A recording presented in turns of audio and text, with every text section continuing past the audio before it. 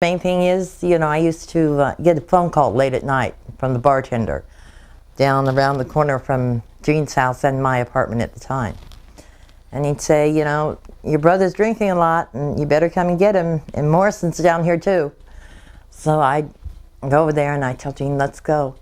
And he'd look, don't you look at my sister. Don't you talk to my sister. Stay away from her. He was, I think, not that he had anything to worry about because he was definitely out there somewhere, Jim Morrison was. But he was very protective, very protective. And sometimes we'd sit there and they'd tell stories, great stories. He told one about him killing swans and eating them when we were younger because we were so hungry they had to go out and they killed swans and ate them. And after Jim Morrison got up, he went to the bathroom. I said, Gene, why did you say that? That's not true. You know it. He said, you always tell them what they want to hear. He said, they don't want to hear the truth. They want to hear a story. So you tell them what they want to hear. That's what he wanted to hear. That's what I told him. I said, okay, that's good for me. I won't say anything. I didn't go to many of his concerts. Or you can say I went to all of his concerts because I heard them all right there in the house. Because that's where the band lived, that's where they rehearsed, that's where they played. But as far as going to any of his concerts, I never did. I went to one, and I can't even remember what the year was. But it was towards the end, and I remember him singing Green, Green Grass at Home, which just, I cried. But there was always, there was always something going on around the house. Little Richard was in Portsmouth. He'd stay at the house. What about the Beatles? I know Gene was around the Beatles. He gave him the first job. When Gene was in England, he always got a new band. And this one band came up to play, and everybody said, nah. Gene said, hey, let's give the boys a break. Let's have them in. Let's let them do it. They can do it, and that was the Beatles, and it was one of the first shows they did. And from what I understand, he was great friends with them. They all respected and had a great admiration for him. You mentioned a little bit of the history about Be-Bop-A-Lula. Yeah. How that was. It was in the hospital? Yeah, he had broken his leg and he was in the hospital. And Mama was trying to keep his mind busy. And WCMS was having a talent show. So Mama told him, she said, just, sing something and let me, on tape, and let me take it over there. Or send it over there. So him and the guy in the next bed wrote Be-Bop-A-Lula. It came from Little Lulu comic books. Gene loved those. So they wrote this song, and Mom sent the tape in, and Sheriff Tex Davis called and just raved about it, and didn't hear anything else. So Mama, being persistent, she called and she said, you threw such a fit about it, now you don't want it. And he had lost the tape, he had lost the phone number, he had lost everything. But he did go in to see Gene at the hospital, and he bought the rights to Be-Bop-A-Lula from the other guy for $25. It was... Now, what you were saying something about Texas, about Tommy Sands in Texas? Oh, yeah. Okay. When Gene bought Mom and Dad a house in Texas. And while we were there, all sorts of people were running in and out of the house. But I do remember Tommy Sands, Frankie Avalon, and John Ashley, especially because I had the biggest crush on him when I was little. I just thought he was just outrageously gorgeous. But I remember them hanging around the house quite a lot, swimming and horsing around with Gene, the wrestling, the things that guys do. But there was always entertainers around our house. Oh, I remember Tommy Sands coming over. I don't remember a lot of his work because, like I said, I was young. But I do remember him coming over to the house and horsing around. They just, mess around. Or they'd sit there and sing. Just pick up a guitar and just start singing whatever, My brother, mostly when it was just a family together, he'd sit down and pick up the thing. We'd sing gospel music mostly. That's where he learned a lot of his background was from. Him and Evelyn would sneak out at night in Virginia and go to the black church around the corner and look in the windows and listen to them singing. And so that had a big influence on my brother. Okay, mostly the place, Gene was blackballed here in the United States. He didn't go for the payola, and he wouldn't pay the payola. So they told him, we're not playing your records. We don't play your records, they don't get bought. So he moved to England. Now in England, they loved him. And like in France, they call him Georgine. And in Australia, they know Gene Vincent. And in England, actually the other day, I bumped into a man in the store and we started talking.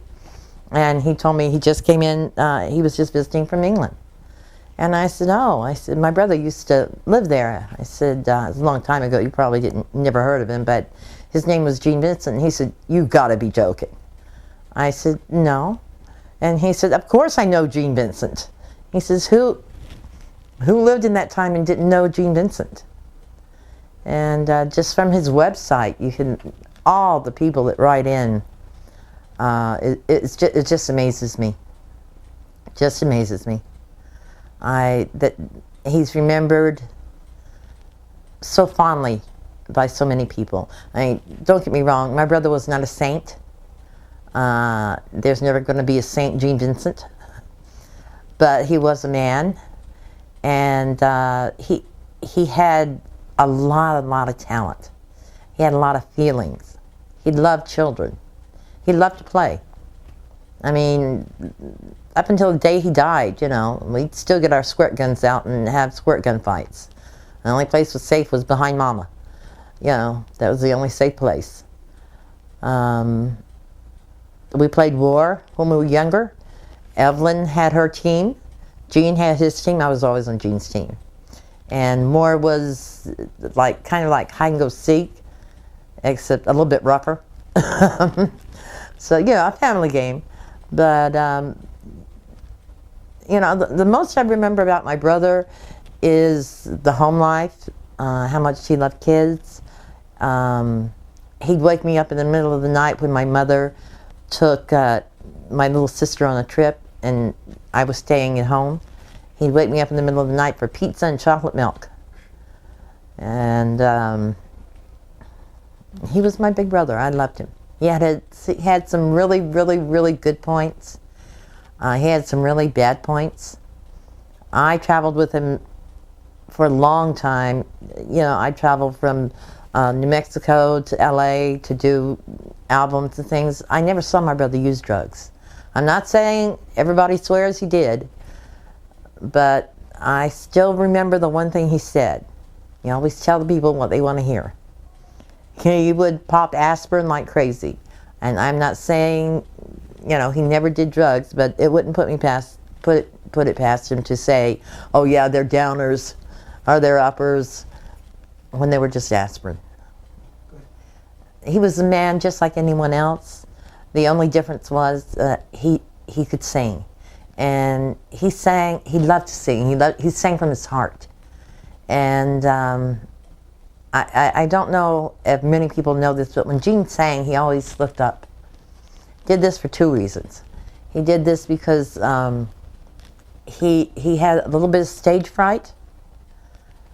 And he did it because we were always taught that our singing was a gift that God gave us. So it was, yeah.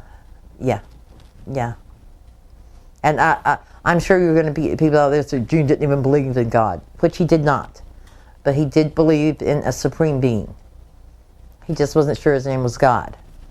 It could have been Ben. you know. But he did believe in somebody. And that person was who he sang to most of the time. And, you know, he did it with style and class, let's face it. At least I think he did. When he was younger, the first car he bought was a pink Thunderbird. And where the top came off, I remember that pink Thunderbird. He also, before he died, he had the little Datsun. That was a sports car. He owned, what was it, a 57 Chevrolet. It was black and white, hardtop. Gene loved cars. And he liked to work on them. He wasn't good at working on them, but he liked to work on them. He liked to tinker. So, but owning a lot of cars, I don't think he owned a lot of cars. When he was younger, well, of course, he was a good-looking kid. You know, the girls loved him. And there were a lot of girls and a lot of dates, and a lot of dates he didn't show up for. And a lot of dates, serious dates. Norfolk, Virginia, he was mom and dad's first child, only son, spoiled rotten. And then a couple of years later, they had my sister, Evelyn. And they grew up together. And then 10 years later, they had me.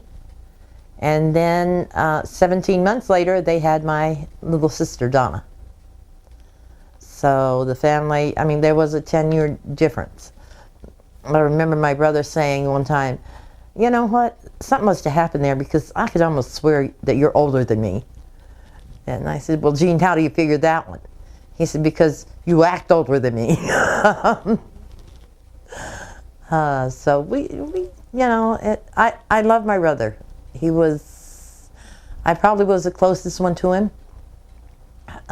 We hung out.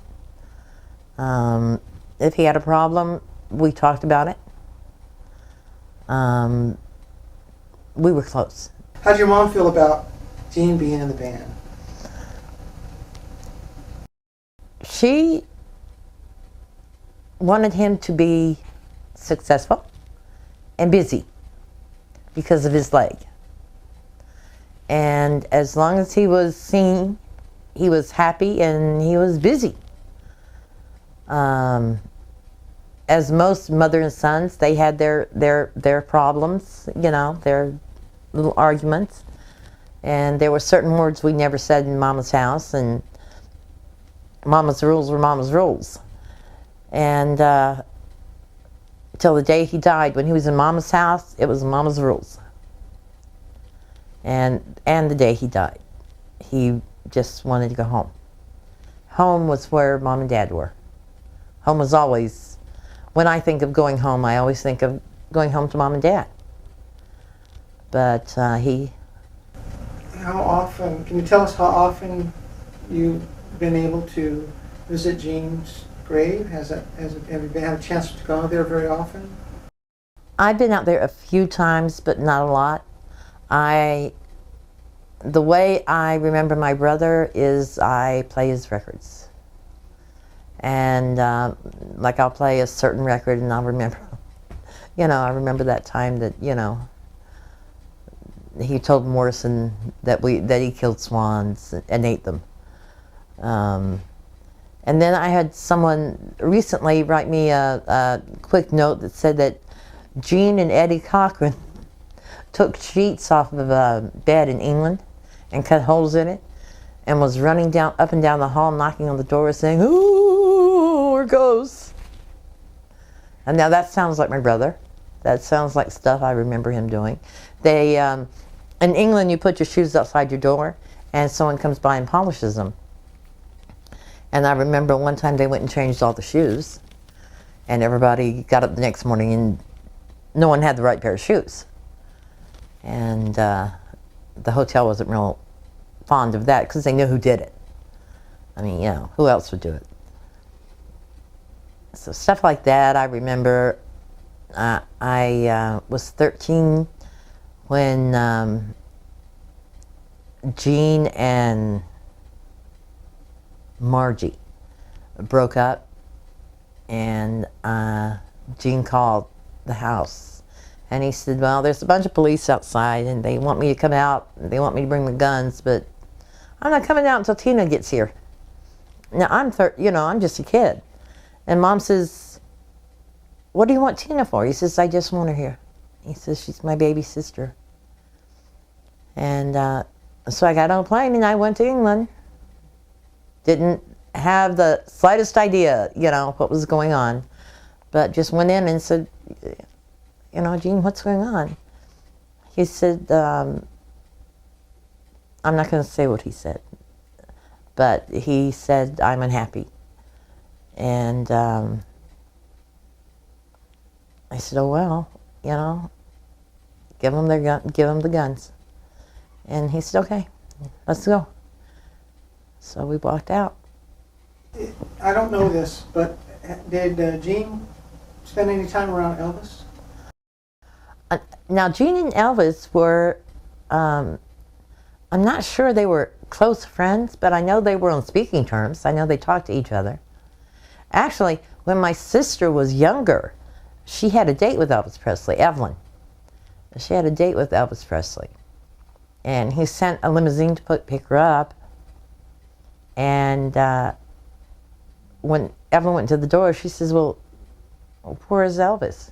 He said, well, he's at his house. She said, oh, tell him that when he can come and knock on my door like every other boy, then I'll go out with him. Slam the door. But I guess because we saw so many big entertainers coming in and out of the house, it wasn't a big thing for us. I mean, it was like, oh, yeah, he's really good. I met him once, or twice, or he stayed at the house for a while. But, Do you have a favorite picture of Gene? A favorite picture of Gene? I think my favorite picture would be the one of me and him when we're bending down looking at a star on the boulevard. With George Collage took the picture. And that would probably be my favorite picture for two reasons. It's because we just got through with a really, really hard water gun session where we almost drowned George Collage, and we were running around the house like crazy people, and then we just changed clothes and went out there. So it was like really one of those fun days. When did Gene get his star? You know what? Don't know. Can't remember.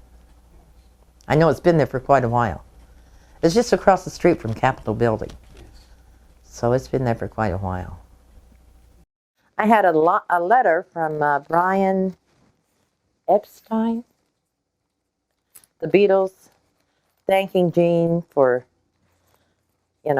helping the Beatles out when he could. I don't know what happened to that. And none of these are of my brother. You have Janis Joplin, you have people like that Jim Morrison, all showed up just to watch him cut an album. They weren't even on the album, but they wanted to sit there and watch him cut the album. So there were a lot of people in his life, and I'm trying to skip over the wives. I really am, because I don't want to see anything bad about them. It's not something that I want to say. I don't want to go into it. I don't want to hurt their feelings. I'm the last of the Craddocks, except for the family, the circle, our one circle. Of course, it's broadened through the years, but it was me and Gene and Evelyn and Donna, and Donna's 3 cans short of a 6-pack. So I consider myself the last of the Craddocks. Baby Blue, that song, I love that song. That was one of my favorites. Yeah, he put so much into it. And Donna could sing that song to death. She did a real good job. See, actually, when I got married, he called the house one day and he talked to my husband. And he said, "You ever lay a hand on her and you're a dead man." He was, "Oh, okay. It was nice talking to you, Gene." Whenever Gene said, "I'm going home," it didn't mean to the United States. It meant to wherever Mom and Dad were. You know, I need to go home. Need to go home for a visit. Need to get a shot of Mom and Dad. The last tribute, I was really honored to be there. I met so many of his fans and the Blue Caps who I hadn't seen since I was little, you know. I listened to him and I danced. I had a wonderful time. I got in touch with a young Tina that hadn't been around for a long time. But it was almost like going home. Except Mom and Dad weren't there. Gene wasn't there. But a lot of faces that reminded me of home, of my brother. It made me feel close to him. And oh, he would have been the happiest man on earth to have been there himself. And I know in my heart that he's happy where he's at. But I think he's amazed at all the people who remember. On the way down to the cemetery, we played the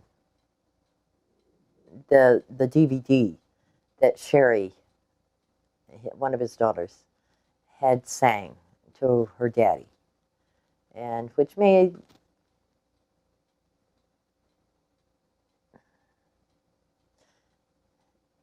it made it kind of sad, you know, that Gene had children that had mothers that wouldn't let Gene see them. He couldn't have anything to do with them. And he still has some women out there now that say, "Oh yeah, this is Gene Vincent's son." You know, actually, one of the funniest things is I remember a girl that he married, and I'm not going to mention her name, his first wife.